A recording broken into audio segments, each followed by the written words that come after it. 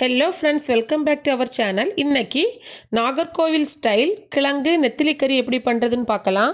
இதுக்கு 1/2 கிலோ நெத்திலி மீன் முள் எடுத்து வச்சுருக்கேன். 1/2 கிலோ மரச்சினி கிழங்கும் எடுத்திருக்கேன். இப்போது கிழங்க தோல் எடுத்துட்டு நல்லா கழுவிட்டு இப்படி சின்ன சின்னதாட்டு கட் பண்ணிக்கிறேன். இந்த அளவு இருந்தால் போதும். கிழங்கு எல்லாம் கட் பண்ணியாச்சு. இப்போது ஸ்டவ் ஆன் பண்ணிவிட்டு ஒரு குக்கர் எடுத்துக்கோங்க. இதில் 2 கப்பு தண்ணி விட்டுருக்கேன். நான் குக்கரில் வைக்கிறேன். இதை சாதாரண பாத்திரத்தில் வச்சாலும் போதும். கட் பண்ணி வச்சுருக்க கிழங்கு இதில் போட்டுடலாம்.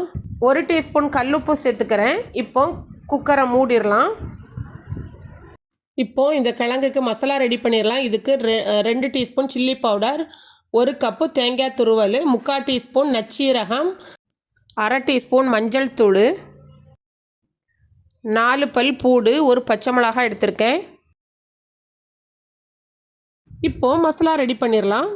இதுக்கு ஒரு மிக்ஸி ஜாரில் இந்த தேங்காய் துருவலை போட்டுடலாம். 2 டீஸ்பூன் வத்தல் தூள் ஆட் பண்ணிக்கிறேன். 3/4 டீஸ்பூன் நச்சீரகம் அதையும் சேர்த்துடலாம். 1/2 டீஸ்பூன் மஞ்சள் தூள் அதையும் சேர்த்துக்கிறேன். 4 பல் பூடு அதையும் சேர்த்துக்கிறேன். பச்சை மிளகாயில் பாதி தான் சேர்க்க போகிறேன். காரத்துக்கு பாதி பச்சை மிளகாவே போதும். இப்போ இதை அரைச்சிட்டு வந்துடுறேன். தண்ணி விடாமல் அரைச்சிருக்கேன். அரைக்கிறதுக்கு 1/2 கப்பு தண்ணி சேர்த்துக்கோங்க. மசாலா அரைச்சாச்சு. இந்த அளவு அரைஞ்சா போதும். இப்போது குக்கரில் 4 விசில் வந்தாச்சு. உங்கள் குக்கரில் எத்தனை விசிலில் கிழங்கு வேகுமோ அந்த அளவுக்கு விசில் போட்டுக்கோங்க. இப்போ இதுக்கு மீன் வைக்கிறதுக்கு ஒரு மண்சட்டி எடுத்திருக்கேன். இதில் 3 டேபிள் ஸ்பூன் தேங்காய் எண்ணெய் விட்டுருக்கேன். 1 டீஸ்பூன் கடுகு போட்டுக்கோங்க. சின்ன சின்ன பீஸஸ் ஆட்டு கொஞ்சம் வெங்காயம் கட் பண்ணி வச்சுருந்தேன், அதையும் சேர்த்துடலாம். இது தாளிக்கிறது தான், அதனால் கொஞ்சம் வெங்காயம் போதும். இதை வதக்கிடலாம்.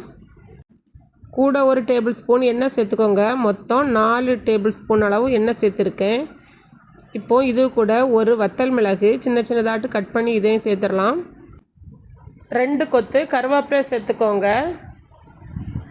இந்த ஆனியன் இந்த கோல்டன் ப்ரௌன் கலரில் மாறணும், அது வர வதக்கிக்கோங்க. நல்லா வதங்கியாச்சு. இப்போ இதில் ஒரு கொஞ்சம் பாதி அளவை ஒரு சின்ன பவுலில் எடுத்துக்கிறேன். இப்போது இந்த தாளித்து வச்சுருக்க உள்ளி கூட இந்த மசாலாவை சேர்த்துடலாம். இப்போ மிக்ஸி ஜாரில் 1 கப் தண்ணி விட்டு நல்ல கழுவி அதையும் சேர்த்துடலாம். இது கூட 1/2 டீஸ்பூன் கல்லுப்பு ஆட் பண்ணிக்கோங்க. மசாலாவை மிக்ஸ் பண்ணி விட்டுறலாம். கொஞ்சம் கொதி வரட்டும்.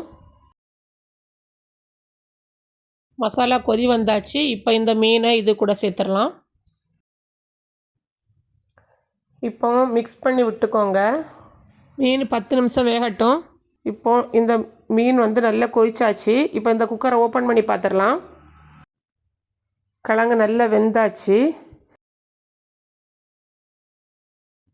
நல்லா மசிச்சு விட்டுறலாம்.